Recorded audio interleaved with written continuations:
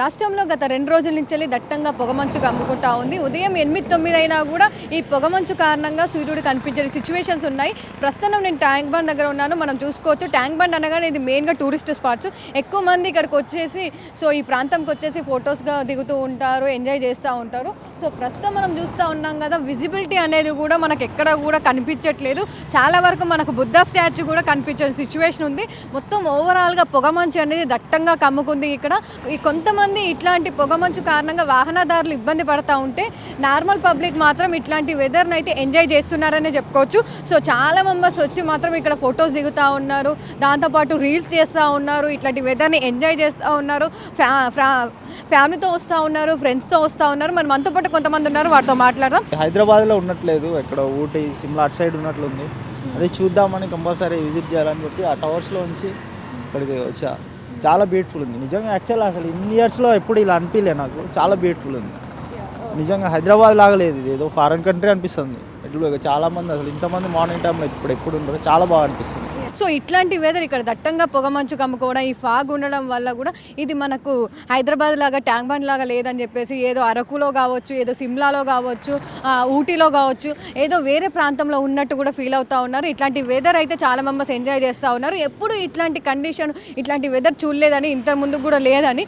ఇప్పుడు ప్రజెంట్ ఇట్లాంటి కండిషన్ ఉండడంతో చాలా మెంబర్స్ అయితే వస్తున్నారని చెప్పుకోవచ్చు. మనం చూసుకోవచ్చు విజువల్స్లో కూడా చాలా మెంబర్స్ వచ్చి అయితే ఎంజాయ్ చేస్తూ ఉన్నారు, ఫొటోస్ దిగుతూ ఉన్నారు, రీల్స్ చేస్తూ ఉన్నారు. ఇక్కడ నుంచి ఈ రూట్లో వెళ్ళే వాళ్ళు కూడా ఆగి మరి ఫొటోస్ దిగి వెళ్తూ ఉన్నారు. అట్లాంటి సిచ్యువేషన్ అయితే ఉంది.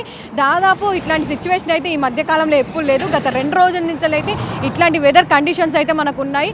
దాంతోపాటు ఈ ఫాగ్ కూడా ఎక్కువగా ఉంటుందని చెప్పేసి ఇటు వాతావరణ శాఖ అధికారులు ఇప్పటికే హెచ్చరికలు జారీ చేశారు. దాంతోపాటు ఈ రోజు కూడా మనకు ఎల్లో అలర్ట్ కూడా ఇచ్చారు.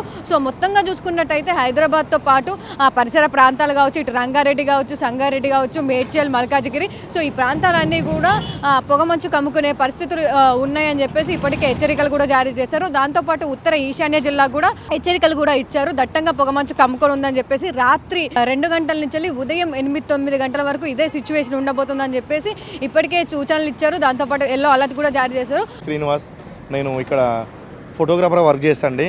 నేను డైలీ మార్నింగ్ 5:30 నుండి 4:30 నుండి 5 o'clock మధ్యలో డైలీ వాకింగ్ వస్తాను ఇక్కడ ట్యాంక్ బండ్ సైడ్.